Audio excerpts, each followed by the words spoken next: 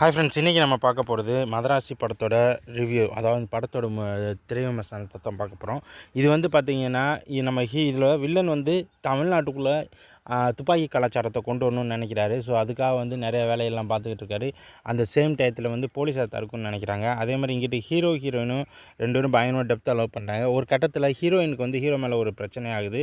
So அதனால் அவங்கள விட்டுட்டு போயிடுறாங்க. அந்த நேரத்தில் தான் அங்கே என்ன ஆக ஆரம்பிக்குதுன்னா, இவங்க வந்து அவருக்கு வந்து ஒரு இல்யூஷன் மனநோய் பயங்கரமாக இதாகுது. ஸோ அந்த இதை யூஸ் பண்ணி போலீஸ்காரரு அந்த துப்பாக்கி கலாச்சாரத்தில் யூஸ் பண்ணுற அந்த வில்லனை போட்டு தட்டுறதுக்கு சிவகார்த்திகேயனை யூஸ் பண்ணி அவனை உள்ளே அனுப்புகிறாங்க. அந்த இதில் அவர் உள்ளே போய் அந்த அங்கே இருந்த ஃபேக்ட்ரிஸ் அங்கேருந்து துப்பாக்கி எல்லாத்தையும் அழிச்சாரா அப்படின்றதும், அவருக்கு எல்லாத்தையும் முடிச்சுட்டு வெளியில் வந்தாரா அப்படின்றதும் இந்த படத்தோட மீதி கதை. அந்த வில்லன் எல்லாத்தையும் கொன்னாரான்றதும், அவரோட லவ்வரோட ஜாயின் பண்ணாரா அப்படின்றதான் கதை.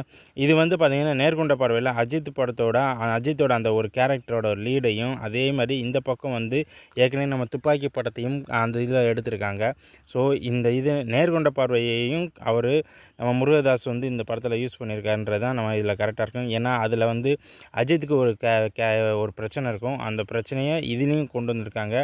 ஒரு கட்டத்தில் கிளைமேக்ஸில் வந்து இதில் பயங்கரமாக இது பண்ணியிருக்காரு. இதில் ஃபுல் அண்ட் ஃபுல் வந்து சிவகார்த்திகேயனோட ஆக்ஷன் வந்து ரொம்ப மாஸாக இருந்திருக்கு. ஆக்ஷன்ஸ்லாம் வந்து பார்த்திங்கன்னா, ஒவ்வொரு சீன் பை சீன் வந்து அவருக்கு பயங்கரமாக இருக்குது. கிட்டத்தட்ட ஒரு மனநோயாளி எப்படி இருப்பாங்களோ அதே மாதிரியான அந்த ஒரு மாடுலேஷன் எல்லாமே அவருக்கு. இந்த படம் நல்லா இருக்குது. பட் கதை ஓகே தான். ஓகே, நன்றி, வணக்கம், பை பை.